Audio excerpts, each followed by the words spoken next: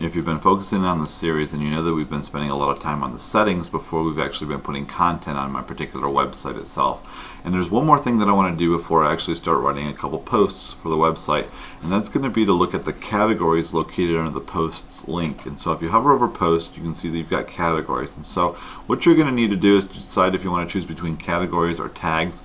I typically favor the categories. I just like the way that they're set up on my particular website, and you can convert back and forth between categories and tags. And you can see there's a little link that we've got here to do that.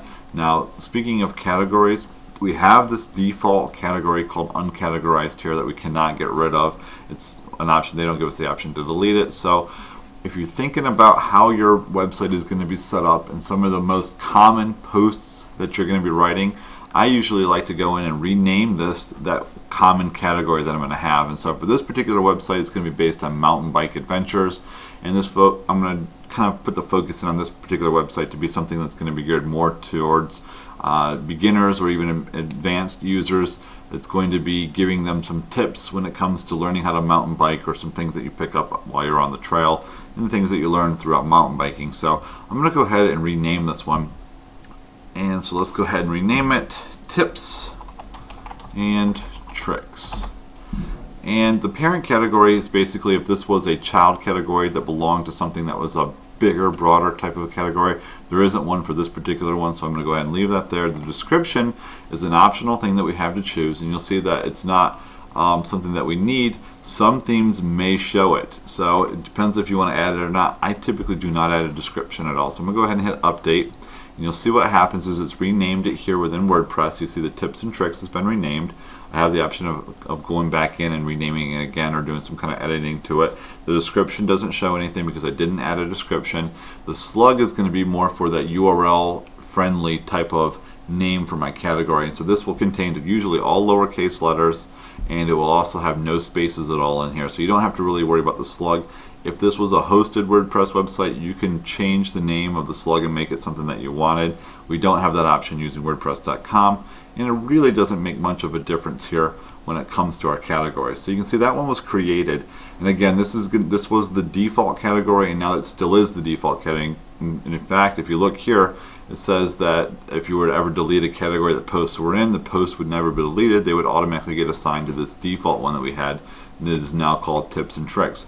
The wonderful thing about WordPress is if I were to make the change here, it changes it throughout the entire site. So if you don't like the name of a category, want to rename it, feel free to come back at any time and always rename your categories to something that's more appropriate to the content of your posts. And so I'm going to go ahead and create a couple other ones that we've got here. I'm going to create one called Bikes and just hit Add New Category.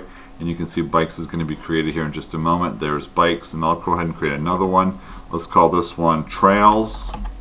And this one might have something to do with the different trails that are out throughout the United States. And so let's go ahead now and create a child category of the trails. And so I'm going to break it up into different areas. Let's just go ahead and put one as maybe the United States. And so I'll go ahead and add the category. And whoops, I forgot to choose the parent, but I can come back in here and choose Edit at any time, and I can now tell it to be basically the parent category for this one is going to be Trails.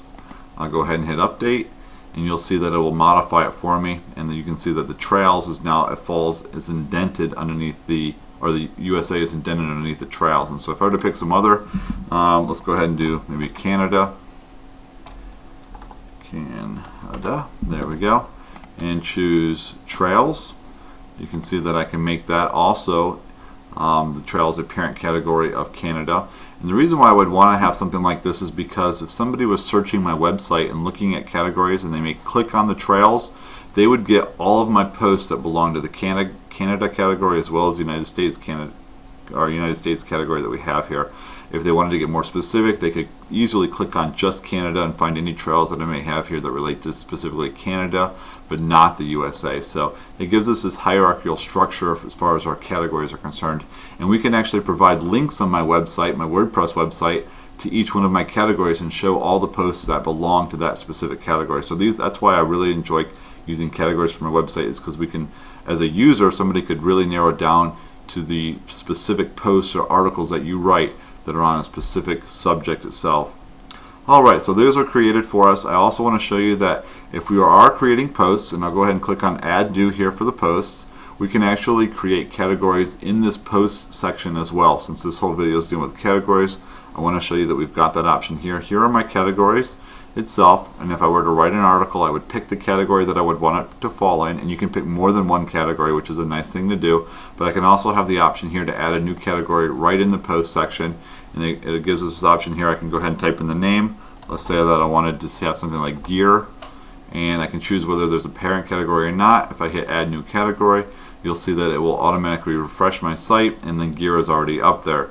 And so it assumed that I was going to create this new article, and because it didn't have the category, it's already checked it for me when I created it. I can just uncheck it for this particular subject, but it's now been created. If I were to go back into the categories, I could see the list of all of the different types of categories that I have, and I could definitely delete everything but the tips and tricks. And so this is the video on categories. Before you actually start making posts and putting a lot of content on your website, you may want to come up with some kind of structure of how you want your categories to be broken down and what kind of structure you want them to be.